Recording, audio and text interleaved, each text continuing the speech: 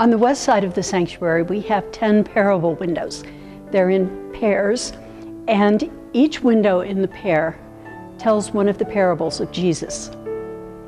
The first window, closest to the pulpit, is, of course, the parable of the house built on rock versus the house built on sand.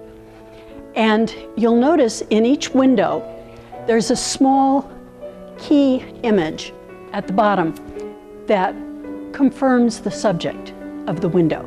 Some of the windows could possibly be more than one thing, but if you check that, you can see for sure what it is.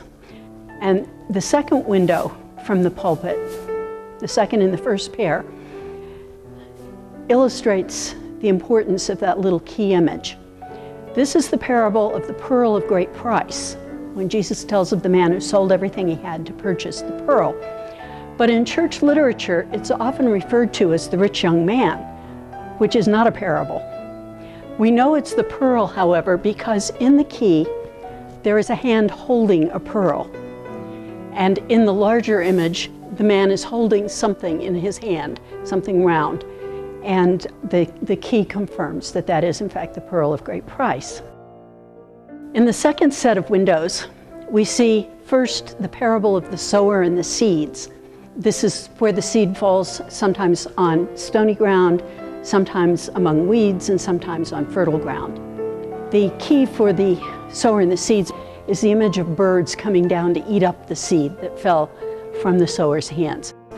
One interesting thing about the parable of the sower and the seeds is that in biblical times, in Jesus' time, people did not just broadcast seed very widely onto stones and weeds and harsh ground. They were very careful about where they planted it, as farmers are today, because seed is expensive and valuable.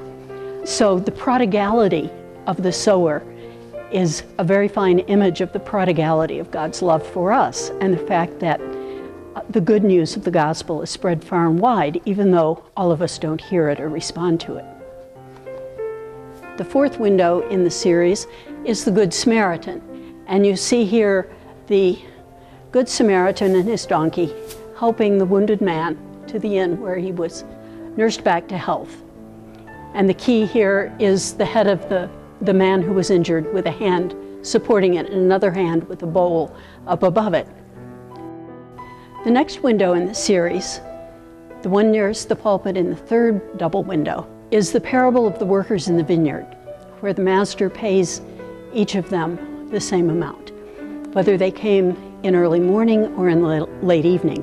And the key in this window shows grapes and a moon and a sun. So it's a clear image of that particular parable. The next one, the parable on the left-hand side of the double window, is the parable of the prodigal son. There are many who say that it should be the parable of the prodigal father, whose love overrides all other considerations. And what we see in the key here is the fatted calf and two welcoming hands, welcoming the young man home. The two parables in the next double window go along with the parable of the prodigal son, or the lost son. Here we see the parable of the lost coin and the parable of the lost sheep. In both cases, the owner of the coin, the shepherd of the sheep, make a very detailed, diligent search for that which is lost, just as God searches us out when we are lost. In the final double window, we see first on the right-hand side the parable of the talents, and in the left-hand side we see the parable of the wise and foolish virgins. Both parables deal with discernment and wisdom in following Christ. The key on the parable of the talents is a shovel and a coin. This represents the servant who buried the one talent and earned nothing from it. And we see a lamp, a lit lamp, as the key to the wise and foolish virgins. The foolish ones, of course, are the ones who forgot to bring extra oil and therefore ran out of oil for their lamps before the bridegroom appeared.